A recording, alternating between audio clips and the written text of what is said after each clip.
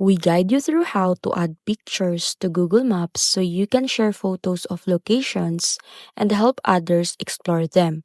First thing you need to do is open the Google Maps app on your phone or go to the website your computer and make sure you're signed in to your Google account.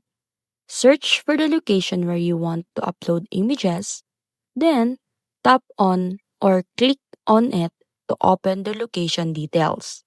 Scroll down and select Add a photo or upload photos, then choose pictures from your device.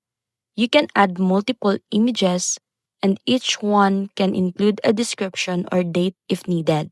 Once uploaded, your photos will appear on the locations page for others to see, helping improve the map's accuracy and giving visitors a better idea of what to expect.